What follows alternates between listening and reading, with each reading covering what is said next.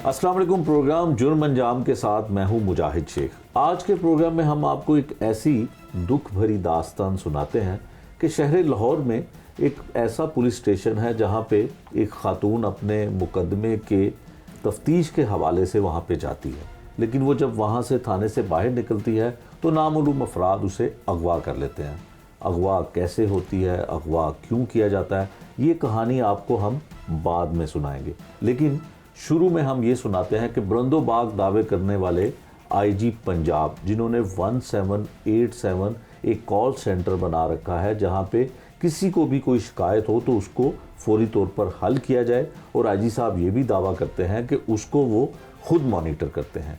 1787 पे इसलिए कॉल करवाने की हमें ज़रूरत महसूस हुई कि पिछले कई रोज़ गुजर जाने के बावजूद ना सिर्फ मुकदमा दर्ज होता है, बल्कि उसमें चूँकि एक पुलिस स्टेशन में ये वाक़या पेश आता है और उसमें पेटी भाइयों को बचाने के लिए उस दरख्वास्त को वसूल ही नहीं करते कि कहीं उन्हें उस पेटी भाई के ख़िलाफ़ मुकदमा दर्ज ना करना पड़ जाए। सबसे पहले हम आपको ये सुनवाते हैं कि ये खातून अपनी अपील, अपनी दरख्वास्त, अपना मुकदमा दर्ज करवाने के लिए 1787 पे कॉल करती हैं। फिर होता क्या है ये आप खुद देखिए। कीजिए कॉल जी आप 1787 पे। 8-7 कर दिया गया है जो फौरी तौर पर नाफिज हो चुका है। 30 जून 2021 से शिकायत दर का पुराना नंबर 8787 यानी 8787 मौत पर तस्वुर होगा। इसीलिए शहरी पुलिस से मुतल्लिका शिकायत के लिए आईजी पंजाब शिकायत दर के नए नंबर 1787 यानी 1787 पर बजरिया कॉल या SMS राब्ता करें। 1787 पे जो कॉल की जाती है आपने भी सुना, मैंने भी सुना, और आप जो एक दावा करते हैं आईजी साहब कि 1787 24/7 आप कॉल मसूल करते हैं या आपका अमला कॉल मसूल करता है। रात का कोई इतना पहर भी नहीं है, शाम का वक्त है, लेकिन किसी ने कॉल रिसीव नहीं की। अब ये खातून, इसके साथ क्या जुल्म होता है, इसके साथ क्यों इस तरह से अगवा करके इसको दूसरे शहर में ज़ख्मी हालत में तशद्दुद करके फेंक दिया जाता है, ये हम कहानी अब इनकी ज़ुबानी सुनते हैं। सबसे पहले हमने आपको सिर्फ ये बताया कि 1787 कितनी कारकर्दगी दिखा रहा है। अच्छा बाजी, आप अपना नाम बताइएगा और आप ये बताएं कि क्या हुआ। सर मेरा नाम शाजिया साजिद है। ठीक है। और मैं अपने घर में बैठी हुई थी। ठीक है। और तकरीबन ना शाम 6:40 पे मुझे कॉल आई है। ठीक है। और मुझे कहा सर मालिक हैं अपना मालिक विर्क। मालिक विर्क कौन है? इंस्पेक्टर हैं, पुलिस इंस्पेक्टर है। कौन से थाने में? वो कायद आज़म इंडस्ट्री एरिया में है। ठीक है। और उन्होंने मुझे कॉल किया है कि मैडम आपका आज आप आएँ और कोई बात पूछनी है आपसे ना। क्या बात पूछनी थी? कोई आपका केस चल रहा था? जी मेरा केस वहाँ पे चल रहा था। क्या केस है? मेरा ना तेज़ाब का वाक़या हुआ था। तेज़ाब गर्दी का? जी, मेरे घर में ना तेज़ाब फेंका गया था और मेरे घर के शीशे तोड़े गए थे, मतलब गाली गलोच बदतमीज़ी बड़ी की गई थी ना। ठीक है। तो वो वाला मेरा केस था और मैंने 1787 पे कॉल की थी और मेरी FIR हुई थी। ठीक है। इसको तकरीबन 5-6 माह से ज़्यादा हो गया था ना। ठीक है। तो मालिक साहब ने मुझे कॉल की और मुझे बुलाया ना, तो मैंने उनसे ये बात की है कि सर ये टाइम काफ़ी हो गया है, मैं इस टाइम में इस एरिया में नहीं आ सकती, मैं सुबह आ जाऊंगी किसी टाइम। ठीक है। तो कितने बजे का टाइम था जब आपको बुलाया? 6:40 पे ना। अच्छा, शाम को, मतलब 6:40। ठीक है। आपने कहा कि दिन के वक्त बुलवा लें? जी, मैंने कहा मैं दिन को आ जाऊंगी, अभी मैं इस टाइम नहीं आ सकती हूँ क्योंकि मेरा घर भी काफ़ी दूर है और मेरे गेस्ट भी आए हुए। ठीक है। उन्होंने कहा आप छोड़ें गेस्टों को, आप छोड़ें, बस आप एक दफ़ा 10 मिनट की बात करनी है और फिर आप चली जाएं। ठीक। तो सर मैं वहाँ पे पहुँची हूँ, मेरा भाई कज़न आया हुआ था, मैं उनके साथ गाड़ी में गई हूँ, उन्होंने मुझे थाने के आगे उतारा है। ठीक है। मालिक साहब आते हैं, मैं उनसे बात करती हूँ, उन्होंने मेरे साथ कोई ख़ास बात नहीं की। ठीक है। केस से रिलेटेड बातें की हैं और ये कहा कि ये जो आपकी लोकेशन है ये ठीक नहीं आ रही ना, 823 वाली, वो जो मुलज़म बंदा था ना। ठीक है। तो मैंने उनसे बात की, मैंने कहा सर ये ऐसा भी तो हो सकता है कि बंदा नंबर चेंज कर सकता है, मेरे साथ इतना बड़ा जुल्म हुआ है, मेरे घर के शीशे तोड़े गए, मेरे घर में तेज़ाब फेंका गया, FIR होगी, आप कोई कार्रवाई करें ना। तो उन्होंने कहा कोई ठोस सबूत नहीं है तो हम कुछ नहीं कर सकते ना। ठीक है। तो मैं वहाँ पे विरक साहब जो है, जी विरक साहब ना, तो सर मैं वहाँ से ना जिस तरह बंदा रोते हुए निकलता है ना, ठीक है। अगर आपने सर यही बात करनी थी तो फिर आप मेरे साथ ये मोबाइल तो पे कर मामूली सी लेते। बात थी, फोन पे भी की जा सकती थी। उसके लिए आपने मुझे बुलाया इतनी दूर ना। फिर वो कहने लगे आप उधर गई हैं, आईजी ऑफिस में गई हैं। मैंने कहा जी सर मैं गई थी लेकिन मैं मिल नहीं सकी ना, बस इतनी बात पे मैं वहाँ से निकल आती हूँ। मैं जब निकलती हूँ ना थोड़ा सा मैं आगे जाती हूँ, अभी मैं मेन पे नहीं गई हूँ ना, तो गाड़ी साइड पे खड़ी हुई है और मुझे देख के वो गाड़ी ना रोड के बिल्कुल दरमियान में आ गई। जो बंदा साइड पे खड़ा था ना, ज़ाहिरी बात है मैंने उधर से गुजरना था। जब मैं गुजरने लगी ना तो उस बंदे ने ना मेरा बाजू घसीट के ना मुझे गाड़ी में धक्का दिया। ठीक है। और दरवाजे बंद कर लिए ना। ठीक है। इर्द गिर्द लोग नहीं थे, किसी ने बचाने की कोशिश नहीं की? उस एरिया में कोई लोग नहीं होते ना। अच्छा। और बस एक लोडर वाला जा रहा था, वो भी बोलने लगा तो उसने पिस्टल ऐसे कर दिया ना। अच्छा, असला भी था उसके पास? पिस्टल था उसके पास। तो उसने मेरा मुंह बंद किया, उसने मेरे मुंह पे थप्पड़ मारे।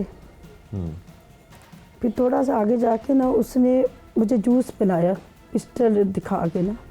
अच्छा, गन पॉइंट पे आपको जूस पिलाया? अच्छा जी, उससे मुझे थोड़ी सी गुनूदगी सी होना शुरू हो गई, नशावर कोई चीज़ पिलाई। फिर उसने मेरे बाल नोचे, मुझे मारा, मेरे ये सिगरेट के निशान लगाए। सिगरेट भी लगाते रहे? जी, ये सिगरेट के सारे मेरे ये निशान लगाए। फिर मेरे मुंह के ऊपर सिगरेट का धुआं फेंकते रहे। फिर मेरे साथ बदतमीजी करते गए। फिर सर मेरा सर उठा के ना, जो गाड़ी के नीचे पैर होते हैं ना जहाँ पे इंसान बैठता है, वहाँ पे मेरे बाल यहाँ से पकड़ के मुझे नीचे उधर लगाते थे ना, इसको कोई देख ना ले। अच्छा। और जब मैं नीचे ऐसे होती थी तो मेरी कमर पे मुक्के मारते थे। मुझे मारा भी बहुत ज़्यादा और बदतमीज़ी भी बहुत की। मेरी ये शलवार के अंदर सिगरेटें लगाई हुई हैं टांगों पे, उसकी तस्वीरें मैंने बनाई हैं। इस हद तक बदतमीज़ी की उन्होंने ना। फिर मुझे ले जाते हैं, रास्ते में कोई कॉल पे भी बात करता है, ये बोल रही है तो वो आगे से कह रहा है दी ज़बान वट दे। मैं पिस्टल के डर से, हर चीज़ के डर से मैं खामोश रही हूँ, चीखी भी नहीं हूँ, लेकिन डर भी बहुत रही थी। और ये कह रहे थे कि अगर ये हमारा एक केस आ रहा है 302 का ना, उसमें मुद्दई हैं आप? नहीं, मेरी बेटी मुद्दई है सर उसमें। ठीक है। मेरी बेटी मुद्दई है और ये कह रहे हैं कि अगर आपकी बेटी मुद्दई रहेगी, आप इस केस से पीछे नहीं हटेंगी, इस केस को छोड़ दे तो आपकी बेटी के साथ भी यही सब कुछ होगा ना। फिर मुझे नहीं पता कि वो मुझे किस जगह पे जाके कहाँ पे फेंका, मुझे नहीं पता ना। लेकिन जब मुझे होश आया ना तो मैं रेस्क्यू की गाड़ी में थी। वो रेस्क्यू वाले थे और उन्होंने मुझे बड़े तरीके से, बड़े आराम से, मैं चीखें मार रही थी क्योंकि मेरे साथ जो हुआ था वो मैं जानती थी और बड़ी बदतमीज़ी की थी। कपड़े मेरे फाड़े हुए थे और मिट्टी में मुझे फेंका हुआ था। और मैं 1.5-2 घंटा वहाँ पे सर्दी में पड़ी रही, फ्रीज हो गई थी ना मैं। आप बेहोश थी? बेहोश थी, मुझे तो कोई पता ही नहीं। आपको किसने फिर बाद में बताया? मुझे ये फिर रेस्क्यू वाले, जब मेरी आँख खुली है ना तो मुझे इंजेक्शन वगैरह लगाए। जब मुझे थोड़ी सी होश आई है ना तो उन्होंने मुझे कहा कि आप डरे नहीं, हम आपके साथ हैं। उन्होंने मुझे बड़े प्यार से, बड़े तहम्मुल से पानी पिलाया, इंजेक्शन लगवाए। फिर उन्होंने मुझे ना गुजरांवाला हॉस्पिटल जो है ना वहाँ पे। अच्छा, लाहौर से आपको गुजरांवाला ले गए? जी जी, गुजरांवाला ले गए। ठीक है। वहाँ फिर मैंने अपनी बेटी का नंबर दिया, डॉक्टर तूबा का। मेरी बेटी ने वहाँ पे रब्ता किया। मेरी 3 बेटियाँ और मेरी दोनों बच्चियाँ सारी रात ग्रीन टाउन थाना में गई हैं। 15 पे कॉल करती रही कि हमारी मम्मा थाने में गई थी, अभी तक नहीं है। किसी पुलिस वाले ने नहीं मेरी बच्चियों को रिस्पॉन्स दिया, किसी ने नहीं 15 पे कॉल भी नहीं की? मेरी बेटियों ने की 15 पे कॉल। तो तब भी कोई रिस्पॉन्स नहीं कि माँ उनकी कौन ले गया? नहीं, कोई रिस्पॉन्स नहीं। फिर मेरी बच्चियाँ बहुत परेशान थी। फिर उन्होंने समझा कि शायद हमारी मम्मा का एक्सीडेंट हो गया। फिर वो जना हॉस्पिटल गई, इत्तेफाक गई, ढूंढती रही मुझे ना। यारी मम्मा थाने में बार बार जाते रहे तो उन्होंने हमारी बात ही नहीं सुनी, ग्रीन टाउन थाना वालों ने। मोबाइल फ़ोन था आपके पास? नहीं, मेरे पास मोबाइल फ़ोन नहीं था। ठीक है। क्योंकि उस दिन लाइट नहीं थी और मेरे ना मोबाइल की बैटरी जो थी ना वो 5% थी। ठीक है। तो लाइट आई है तो मेरी बेटी ने कहा कि मम्मा मैं चार्जिंग पे लगा देती हूँ। मैंने कहा मैं अभी आ जाऊँगी ना। तो बेटियों ने फिर पीछे जब उन्होंने कॉल की रेस्क्यू वालों ने, तो फिर मेरी बेटियाँ वहाँ पे पहुँची हैं। मेरा मेडिकल हो गया था वहाँ पे। मुझे फिर भी इतनी होश नहीं थी जब ये गई हैं। लेकिन सर वो मारा जो मुझे है ना, मेरे साथ जो बदतमीज़ी की है ना, एक मेरी एज है, मेरी बच्चियाँ हैं, और इतनी बदतमीज़ी की है, लेकिन किसी पुलिस वाले ने, किसी ने कुछ नहीं किया। जब मैं घर में आई हूँ तो मैंने कार्रवाई करनी थी, उसके लिए मेरे वकील साहब थे, मैं थी, हम लोगों ने एप्लीकेशन करनी थी, कार्रवाई तो करनी थी मैंने। तो सर उन्होंने हमारी एप्लीकेशन नहीं ली, कायद-ए-आज़म वालों ने। क्या कहा उन्होंने, वजह क्या बयान की? उन्होंने ये कहा कि ये मालिक साहब का जो नाम है, इंस्पेक्टर जो थे, मालिक विक साहब जो थे, इनका नाम निकाल दें तो फिर हम एप्लीकेशन लेते हैं ना। तो हमने उनको कोई नामजद नहीं किया हुआ था, और हमने तो वैसे एक बता, जो मेरे साथ हुआ था मैंने तो वही लिखना था ना। तो लेकिन उन्होंने मेरी एप्लीकेशन नहीं ली ना, तो ज़्यादती हुई है, मेरे साथ भी हुई है, मेरे बच्चों के साथ भी हुई है। तो ज़ाहिर बात है आईजी साहब है या जो भी है, जैसे भी है ना, हमारी मदद करें, और जो हमारे साथ गलत कर रहे हैं उनको पूछें। वो एक महबूब शाह, एक खालिद है, ये दो बंदे हमें धमकियां भी दे रहे हैं, हमें परेशान भी कर रहे हैं, और मैं बार बार ग्रीन टाउन थाना में जाती हूँ, मेरे वहाँ पे एप्लीकेशन है भी, आज दिन तक ग्रीन टाउन थाना के किसी भी पुलिस ऑफिसर ने ना मेरी बात नहीं सुनी। अच्छा, ऐसे वैसे होता नहीं है कि इतनी दफ़ा आप पुलिस स्टेशन जाएं और इतनी दफ़ा आप उनको अपनी सारी बात प्रॉब्लम बताएं, तो कोई बंदा, कोई ऑफिसर, कोई भी ऐसा नहीं है जो ऐसी कोई कार्रवाई करे, जो आपकी कंप्लेन है उसका कोई हल करे? सर मेरे पास एप्लीकेशनें भी पड़ी हुई हैं, डेटें भी पड़ी हुई हैं, ऊपर लिखी होती हैं। फिर मैं आईजी साहब के पास भी पेश हुई थी 2022 में, और मेरे मैटर चल रहे हैं, अभी भी वहाँ पे केस पड़े हुए, लेकिन मेरा कभी भी कोई मसला भी नहीं हल हुआ। मेरी बेटी के साथ गलत हुआ, मेरी बेटी को पॉइज़न दिया गया, ये 2 मई की बात है, 2 मई 2023 की, और अभी तक मेडिकल नहीं आया। अच्छा, अभी तक मेडिकल नहीं आया। जहर दिया गया कैसे? ये महबूब शाह ने, ये जो मेरी बेटी अस्का नौरीन है, ये काम सीखती थी PNY कॉलेज से ना, तो रास्ते में आ रही थी, तो इसको बुलाया कि मैं आपकी मम्मा के पैसे भी देता हूँ, आप अपनी मम्मा को समझाओ केस वापस ले ले। बच्ची थी, डर गई, वहाँ पे बैठ के इसको जूस पिलाया, और जूस में पता नहीं क्या था, वो तो वीडियो बनी हुई इनके पास, पुलिस वालों के पास, ब्लीडिंग हुई, वॉमिटिंग, वो अंदर से ब्लड आ रहा मेरी बच्ची के। फिर जनरल में लेके गई थी, जना हॉस्पिटल का काम हो रहा था ना, वहाँ से फिर नहीं आराम आया, फिर मैं इसको इत्तेफाक में लेके गई। मेरी बेटी ICU में एडमिट रही है, मार मार के मेरी बच्ची बची, और पुलिस वालों ने कोई बात नहीं सुनी। अभी तक 8 महीने के कोई मेडिकल नहीं है। FIR भी नहीं हुई? FIR भी, मेडिकल ही नहीं आया तो FIR कैसे सर होगी? ठीक है। अली हमजा साहब है, वो साजिद साहब हैं, परवेज साहब थे, सारे वो तफ्तीशी चले तो गए आप हैं। SP के पास नहीं गई? यहाँ पे सिद्रा खान है SP सदर, उनके पास जाती है? नहीं, SP साहब के पास मैं एक दफ़ा गई थी, तो उन्होंने SHO साहब से कहा था कि इनको ना पर्सनल दिखें, तो लेकिन किसी ने कुछ नहीं किया। DIG साहब के पास जाती हैं आप? DSP थे उस टाइम, नहीं DIG साहब के पास मैं गई थी, तो इमरान साहब थे, वो जो बाहर रिसेप्शन पे बैठी होती हैं, उन्होंने कहा था, हमने SHO साहब को कह दिया आप सुबह जाएं तो आपका काम हो जाएगा। IG साहब को मैं नहीं मिली ना। उसके बाद राना नदीम साहब थे, DSP साहब, उनके पास गई हूँ, वो वहाँ पे जो बैठे होते हैं उनसे कह रहे थे बस देख लो, अगर कुछ बन रहा है तो ना कर दो, नहीं तो बीबी को अपना घर भेजे। मतलब मैं हर जगह पे गई हूँ, मेरी किसी ने कभी नहीं सुनी। और कोई भी औरत ऐसी नहीं होती कि जो अपना घर सब कुछ छोड़ के शौकिया जाके थानों में जलील हो ना। मेरा नहीं कोई काम कभी हो, अगर उस टाइम ये एक्शन पुलिस ले लेती तो आज हमारे साथ ये सब कुछ ना होता। बस मेरी ये बेटियाँ हैं और मैं हूँ, या हमारा अल्लाह, लेकिन हमें इंसाफ मिलना चाहिए। आज मेरे साथ हुआ और मेरी बच्चियों के साथ होगा। अच्छा, आपका तनाज़ा जो है, आपने जिस तरह से बताया कि एक 302 केस में आप उस केस को पैरवी कर रही हैं, आपकी बेटी भी कर रही है, तो सिर्फ ये उस वजह से सारा मामला? बिल्कुल, ये कहते हैं कि 302 जो कत्ल हुआ है ना, अपनी बेटी से कह के उसकी मुद्दई ना बने, केस को ख़त्म कर दे ना। तो लेकिन सर उनका बाबा है, ज़ाहिर बात है केस तो हमने लड़ना ही है ना। तो बस यही इनकी, ये खालिद है, खालिद महमूद, मलक खालिद, और एक ये महबूब शाह। ये 2 बंदे, बाकी इनके साथ कोई और भी होंगे, तो लेकिन ये ज्यादती हुई। ठीक है, अच्छा चले, आपके साथ तो वाकई जुल्म भी हुआ, ज़्यादती भी हुई, आपको तशद्दुद भी इतना बनाया गया निशाना, और फिर आपको सिगरेट लगाए गए जिस्म के ऊपर। आईजी पंजाब जो है वो हर किसी का जो है काम फौरी करने के अहकामात भी देते हैं, और बहुत सारे लोगों के ऐसे काम हुए भी हैं। तो आप इस कैमरे में देख के कुछ आईजी साहब को कहना चाहती हैं, क्योंकि आपसे मुलाकात तो वो कर नहीं रहे हैं या उनकी मसरूफियत है, आप नहीं मिल पा रही हैं, तो कोई उनके लिए कुछ आप कहना चाहती हैं तो कह सकती हैं। बस मेरी यही अपील है कि मेरी बेटी हैं और हमारे साथ ज़्यादती हो रही है, जुल्म हो रहा है, बहुत ज़्यादा जुल्म। ये पुलिस हमारे तहफ़्फ़ुज़ के लिए है। मैं थक गई हूँ, मेरी किसी ने कभी नहीं सुनी।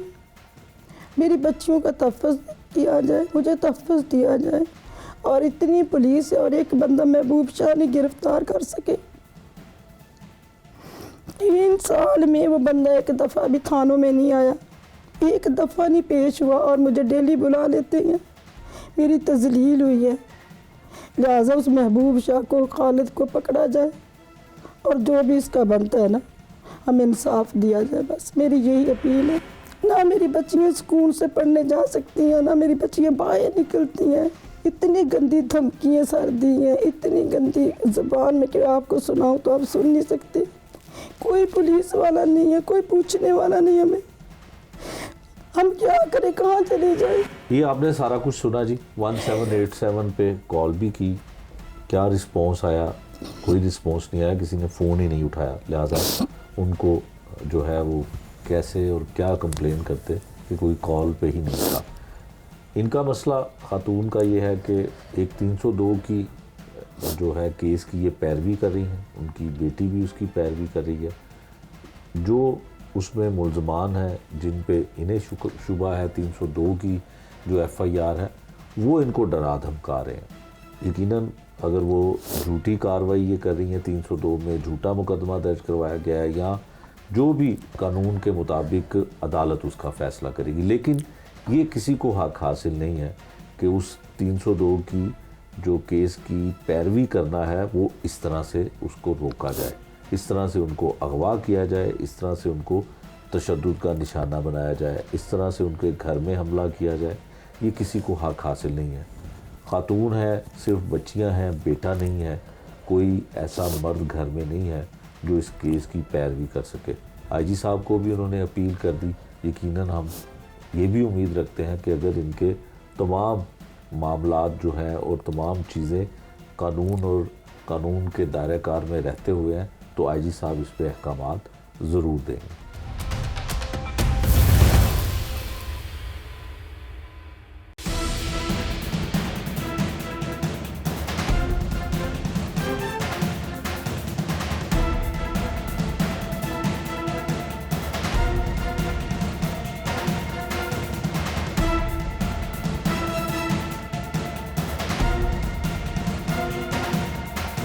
एडवोकेट एहसानुल्लाह हैं जी हमारे साथ, इसी केस से जुड़ी हुई तमाम जो कानूनी मशावरत है इनके साथ होती है, और ये कानूनी मदद जो है वो कर रहे हैं खातून की, जिसके साथ इतना बड़ा जुल्म और ज़्यादती कई अरसे से हो रही है। एहसानुल्लाह साहब, एक तो खातून को अगवा कर लिया जाता है, फिर उसके बाद वो जो है गुजरांवाला में उसको फेंक दिया जाता है, फिर हॉस्पिटल में जो है उसको ले जाया जाता है, तिब्बी इमदाद दी जाती है, और उसके आने के बाद फिर अंदराजे मुकदमा के लिए दरख्वास्त दी जाती है। मुकदमा भी दर्ज नहीं होता। यहाँ पे तो तमाम पुलिस हुकाम ये कहते हैं कि हम फ्री रजिस्ट्रेशन करते हैं, फौरी मुकदमा दर्ज किया जाता है। क्या मामला है? क्या असल में हुआ इस तरह है कि इन्होंने ना एक पहले ऑलरेडी मुकदमा दर्ज करवाया हुआ है थाना ग्रीन टाउन में। मुकदमे का नंबर है 3485/2023। ठीक है। उस मुकदमे के सिलसिले में इनको मालिक विर्क हैं, इंस्पेक्टर हैं, उन्होंने कॉल किया कि आपको ये वो इन्वेस्टिगेशन के लिए ना आपको थाने आना पड़ेगा। ये 26/1/2024 का है हुआ। तो 4:47 पे इनको कॉल आती है। तो इन्होंने काफ़ी उनको कहा कि मैं अकेली खातून हूँ, मेरे साथ आने जाने के लिए कोई है नहीं, तो आप कल का टाइम बना लें, मैं कल आ जाऊंगी दिन के टाइम में। लेकिन उन्होंने काफ़ी फोर्स किया, इन्होंने ज़बरदस्ती बुलाया। जब ये वहाँ पहुँची हैं तो उन्होंने कोई ख़ास बात नहीं की इसके बारे में। ठीक है। और ये मुकदमा ग्रीन टाउन का है, जबकि वो इनको कैद आदम इंडस्ट्रियल एस्टेट थाना वहाँ पे बुला रहे हैं। थोड़ी बहुत इनसे बात करके फिर इनको वापस भेज देते हैं। जब ये बाहर निकलती हैं तो इनको वो 3 बंदे आते हैं गाड़ी में, वो अगवा करके ले जाते हैं। ऑलरेडी इनके मुकदमात चल रहे हैं और भी 302 का इनका इशू है, कब्र कुशाई हो चुकी है, वो इनका जंग में चल रहा है। इनके एक्स हस्बैंड हैं और इनकी जो बेटियां हैं उनके रियल फादर हैं वो, ठीक है, जिनका मर्डर हुआ है। ठीक है। तो उनकी पैरवी रोकने के लिए पहले भी ये महबूब नामी बंदा जो है इनको धमकियां देता रहा है, और खालिद महमूद 2 बंदे हैं ये, ठीक है, कि इसकी आप पैरवी छोड़ दें अदरवाइज़ आपको नताइज भुगतने पड़ेंगे। यहाँ से ये इनको ले जाते हैं, फिर गुजरांवाला में जाकर फेंकते हैं। इनको काफ़ी उन्होंने तशद्दुद भी किया इन पे, इनको सिगरेट लगा के जलाया, वैसे भी इनके कपड़े वगैरह फाड़े, बरहीना किया, और फिर इनको नशावर चीज़ें पिलाई। काफ़ी मतलब इनकी बैकबोन, मसल्स, काफ़ी सारी चीज़ें डैमेज थी। ठीक है। वहाँ पे इनको फेंक दिया गया। फिर बाद में इनको जब होश आई है तो इनके पास 1122 वाले खड़े थे। इन्होंने फिर उनसे नंबर लेके इधर वापस रब्ता किया। जब ये वापस घर नहीं आई तो उस वक्त हमारा जो इनका जो कौंसल पहले थे उन्होंने उनसे रब्ता किया इंस्पेक्टर से, तो वो कहते हैं कि वो उनको ना मैंने ग्रीन टाउन भेज दिया है, तो आप वहाँ से पता करें। ठीक है। फिर उन्होंने दोबारा रब्ता किया है कि वो अभी तक घर नहीं पहुँची, वो कहाँ गई हैं, कुछ हमें बताएं, तो उसका कोई रिप्लाई नहीं आता उनको। ठीक है। उसके बाद जब ये सारा वकूआ जाता है, इनको पता चलता है, फिर ये वापस आती हैं तो इनकी कंडीशन काफ़ी ख़राब होती है। ये कहीं आने जाने के काबिल भी नहीं होती और ना ही इनको कोई होश था। जब इन्होंने होश संभाला है तो इन्होंने फिर बताया सारा वकूआ। उसकी एप्लीकेशन लेके गए हम थाने में, वहाँ पे बाकायदा हमने टोकन लिया है फ्रंट डेस्क से। तो जब उन्होंने देखा है कि इसमें मालिक विरक का जिक्र आ रहा है, इंस्पेक्टर साहब का जिक्र आ रहा है। हाँ जी, ठीक है। तो उन्होंने कहा जनाब ये एप्लीकेशन जो है नहीं दे सकते आप, तो आप जो है ना उनको ले के आएँ जो इसकी मुस्तगिस। हमने कहा उनकी तो ऐसी कंडीशन ही नहीं है, और पहले इधर आने से ही उनके साथ ये सारा इंसिडेंट हुआ है। तो हमने काफ़ी इसरार किया लेकिन वो नहीं माने। उसके बाद मैंने हेल्पलाइन पे कॉल किया 1787 पे। 1787 जो आईजी साहब का कंप्लेंट जी, आईजी साहब का, और जो वो खुद उसको मॉनिटर करते हैं। जी। तो कब कॉल किया आपने? उसी वक्त उधर ही बैठ के फ्रंट डेस्क कितने पे। दिन हो गए? ये कल की बात है। अच्छा, कल की बात है। एक दिन पहले। एक दिन पहले वो टोकन वो सारा हमारे ही उनको नंबर बताया पे। गया कि ये हाँ। कंप्लेंट आई है। तो उन्होंने कहा जी ये इसमें इंस्पेक्टर साहब का नाम है, तो ये वो जब तक नहीं आएंगी खुद उस वक्त तक एप्लीकेशन ही जमा नहीं होगी। ठीक है। फिर हमने कोशिश की कि हम आईजी साहब से जाके मिलते हैं, ठीक है। क्योंकि इधर तो इनको वैसे भी ख़तरा है, अगर ले जाएंगे, पहले अगवा किया तो अब मर्डर कर देंगे। ठीक है। तो क्योंकि इंस्पेक्टर पुलिस वो तो सब उसमें शामिल हैं ऑलरेडी। तो हमने आईजी साहब से आज सारा दिन अपॉइंटमेंट लेने की कोशिश की, लेकिन वहाँ से भी हमें टाइम नहीं मिला।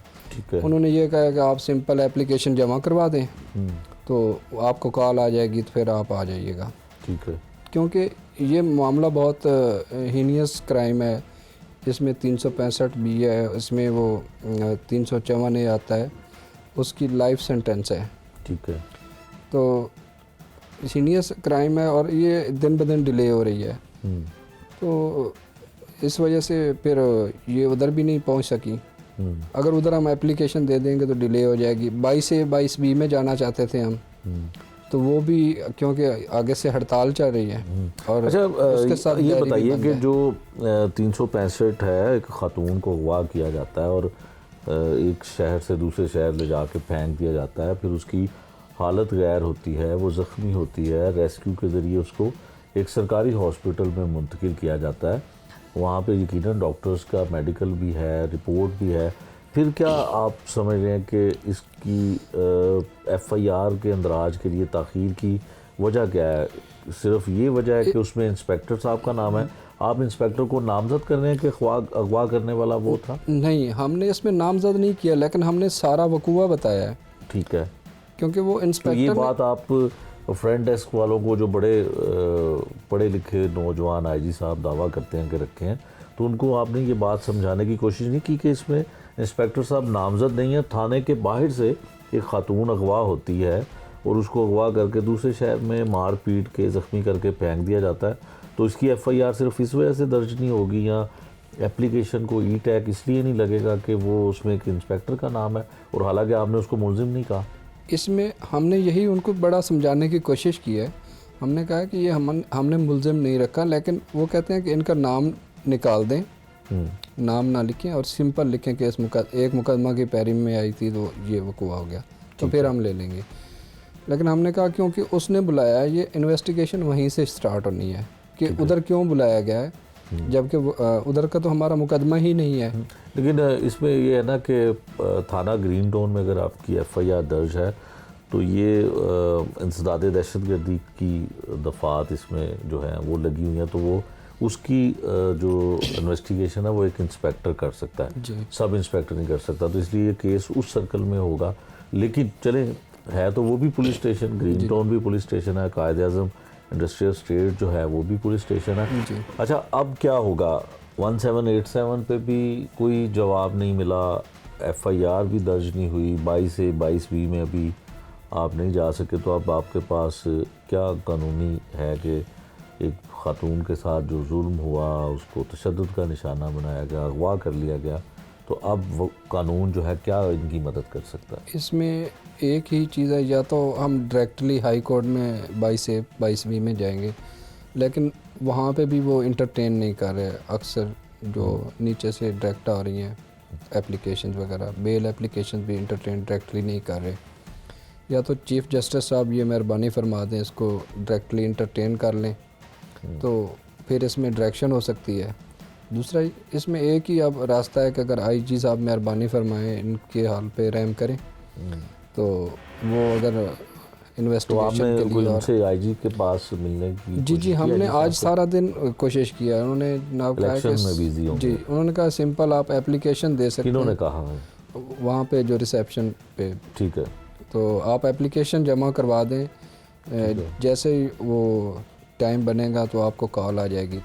मैंने बड़ी कोशिश की है, मैंने कहा कि हमने डायरेक्टली पेश करना है, और जो हमारी विक्टिम है उसकी कंडीशन भी बड़ी क्रिटिकल है, वो उनको व्हील चेयर वगैरह पे हमने लेके आना है, तो इस तरह हम एप्लीकेशन नहीं दे सकते, हमारी डिले बहुत हो रही है। लेकिन उन्होंने मादरत कर ली, उन्होंने कहा नहीं, इसके अलावा हमारे पास कोई नहीं है। ठीक है।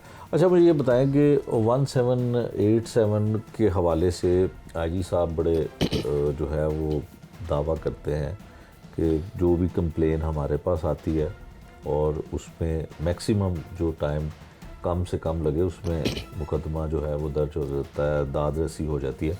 आप ऐसा कर सकते हैं कि अगर हम 1787 पे आप अभी कॉल करें और उसका हम पूछें, आप पूछें कि जी आपने कॉल की थी तो क्यों मुकदमा दर्ज नहीं हुआ? चले मुकदमा दर्ज होना तो दूर की बात है, एप्लीकेशन को जो है वो एंटरटेन नहीं किया जा रहा, तो ये आप कर सकते हैं, करें ज़रा हमारे सामने कॉल। पीटीए की जानिब से आईजी पंजाब शिकायत सेल के नंबर 8787 यानी 8787 को तब्दील करके 1787 यानी 1787 कर दिया गया है, जो फौरी तौर पर नाफिज हो चुका है। 30 जून 2021 से शिकायत सेल का पुराना नंबर 8787 यानी 8787 मुअत्तल तस्वुर होगा। इसीलिए शहरी पुलिस से मुतल्लिका शिकायत के लिए आईजी पंजाब शिकायत सेल के नए नंबर 1787 यानी 1787 पर बजरिया कॉल या SMS राब्ता करें। चलो ठीक है, ये था जी 1787 पे कॉल करने का मकसद के वैसे तो कहा ही जाता है कि 1787 पर कोई कॉल करे तो उसकी जो है वो मुश्किल और उसकी जो भी शिकायत है वो दूर होती है। लेकिन वकील साहब ने फ़ोन किया, एडवोकेट साहब ने 2 मरतबा कॉल की है 1787 पे, बेल हुई, सब कुछ सुना, आपने भी सुना, हमने भी सुना, लेकिन आगे से कॉल ही थ्रू नहीं हो रही थी। किसने इनका मसला हल करना है, किसने इनकी दाद रसी करनी है, उनको फ़ोन कॉल किसी ने नहीं उठाई।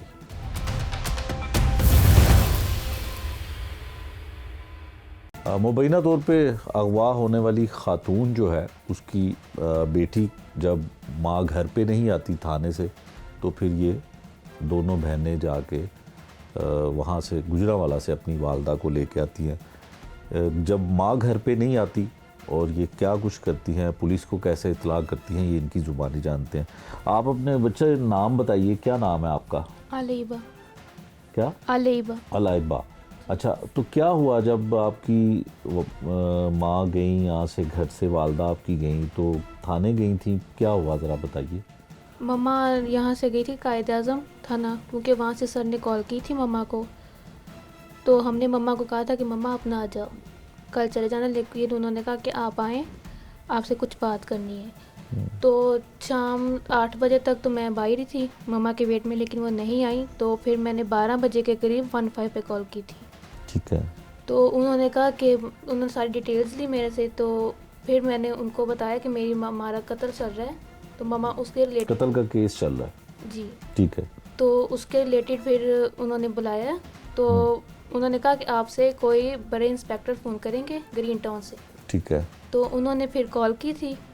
तो क्या नाम याद है आपको? नहीं, उन्होंने नाम नहीं बताया। ठीक है। आपको मोबाइल फ़ोन पे कॉल आई? जी। ठीक है, क्या कहा उन्होंने?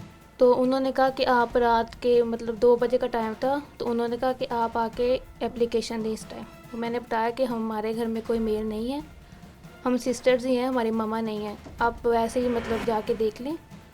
तो उन्होंने फिर कहा कि आप सुबह आ जाएं या आप इसी टाइम आए। तो फिर उन्होंने रिस्पांस नहीं किया दोबारा इसके बाद। ठीक है। फिर उसके बाद सुबह क्या होता है? अब सारी रात आप अपनी वालदा का इंतज़ार करती हैं, वालदा घर नहीं आती हैं, फिर क्या होता है? फिर रेस्क्यू की कॉल आती है। उन्होंने बताया कि आपकी मम्मा गुजरांवाला हॉस्पिटल में है, अच्छा। तो आप आके उनको रिसीव कर लें। उन्होंने बताया कि उनकी हालत मतलब इतनी ठीक नहीं है, वो स्टेबल नहीं है।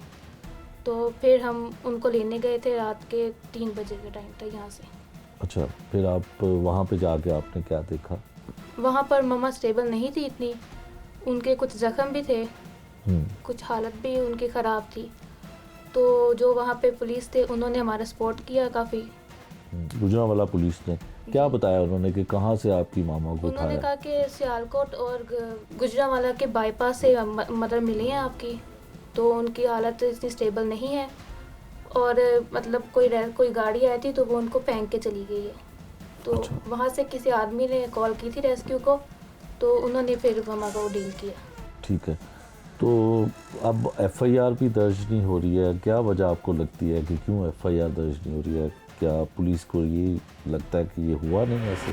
वो अभी सर का नाम है सर विर्क का, तो इसलिए उन्होंने एफआईआर ली नहीं है। अगर तो नाम उनका निकल जाएगा तो शायद वो ले लें, लेकिन अगर नहीं निकलेगा तो वो मुझे लगता है हमारा केस फिर ऐसे चलेगा। अच्छा, ये बताओ कि आपके घर पे कोई हमला भी हुआ, क्या हुआ था उसमें? किस तरह की जो है तोड़ फोड़ की गई या तेज़ाब फेंका गया, जिसकी एफआईआर भी थाना तेज़ाब ग्रीन फेंका टाउन? गया था हमारे घर में, हमारी विंडो तोड़ी गई थी, हमारे गराज में उन्होंने तेज़ाब फेंका था। मेरी मदर यहाँ पे थी, मेरी आपी CSS की स्टडीज़ मतलब देती हैं, तो वो स्टूडेंट्स भी आए थे, तो उन्होंने भी देखा था।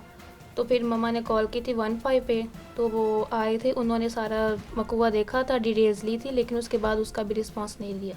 वो जो जिन्होंने फेंका या जिन्होंने तोड़ फोड़ की वो भी नहीं पकड़े गए? नहीं। अच्छा, किस तरह से तेज़ाब कैसे आया? घर की क्या हालत थी आपने देखी होगी, तो क्या हुआ था नुकसान? किस तरह से तेज़ाब बाहर से फेंका गया या अंदर आके किसी ने फेंका? तेज़ाब बाहर से फेंका गया था। यहाँ पर हमारा कुछ सामान था वो भी ख़राब हो गया था, तो ये हमारा शीशा भी टूट गया था। ठीक है। तो उसके बाद पुलिस ने एफआईआर दर्ज कर ली? नहीं। खातून को जो थाने के बाहर से अगवा किया जाता है या मुबैना अगवा किया जाता है, इस हवाले से पुलिस क्या कहती है, पुलिस की इन्वेस्टिगेशन क्या कहती है, और इस केस के हवाले से या इस वाक़े के हवाले से पुलिस का क्या कहना है, ये पुलिस की ज़ुबानी सुन लीजिए।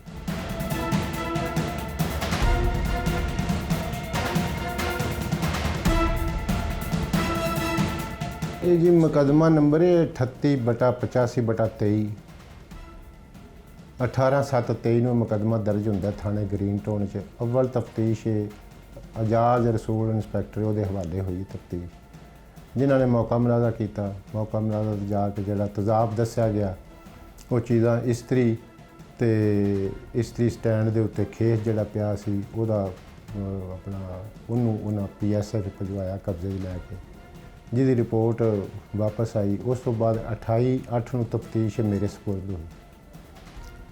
ਦੌਰਾਨੇ ਤਫਤੀਸ਼ ਮੈਂ ਮੌਕੇ ਤੇ ਗਿਆ, ਮੌਕਾ ਮੁਲਾਜ਼ਾ ਕੀਤਾ, ਦਰਿਆਫਤ ਆਮ ਕੀਤੀ ਹੈ, ਆਪਣਾ ਫੋਟੇਜ ਜਿਹੜੇ ਨੇ ਉੱਥੋਂ ਦੇ CCTV ਉਹ ਚੈੱਕ ਕੀਤੇ ਨੇ, ਯਾਨੀ ਕਿ ਹਰ ਕਿਸਮ ਦੀ ਜਿਹੜੀ ਤਸਦੀਕ ਤਫਤੀਸ਼ ਉੱਥੋਂ ਕੀਤੀ ਹੈ। ਤੇ ਕਿਸੇ ਬੰਦੇ ਨੇ ਵੀ ਇਸ ਚੀਜ਼ ਦੀ ਸ਼ਹਾਦਤ ਨਹੀਂ ਦਿੱਤੀ ਕਿ ਕਿਸੇ ਬੰਦੇ ਨੂੰ ਆਉਂਦਿਆਂ ਵੇਖਿਆ, ਕਿਸੇ ਨੂੰ ਜਾਂਦਿਆਂ ਵੇਖਿਆ। ਮੁਦੱਈਆ ਮੁਕੱਦਮਾ ਨੂੰ ਕੋਈ 2-3 ਵਾਰੀ ਮੈਂ ਤਲਬ ਕੀਤਾ, ਜਿਹੜਾ ਕਿ ਇੱਕ ਵਾਰੀ ਮੇਰੇ ਕੋਲ ਆਈ ਹੈ, ਫਿਰ ਇੱਕ ਵਾਰੀ ਮੌਕੇ ਤੇ ਵੀ ਮਿਲੀ ਹੈ, ਉਹਦੇ ਕੋਲੋਂ ਵੀ ਪੁੱਛ ਦੱਸ ਕੀਤੀ ਹੈ।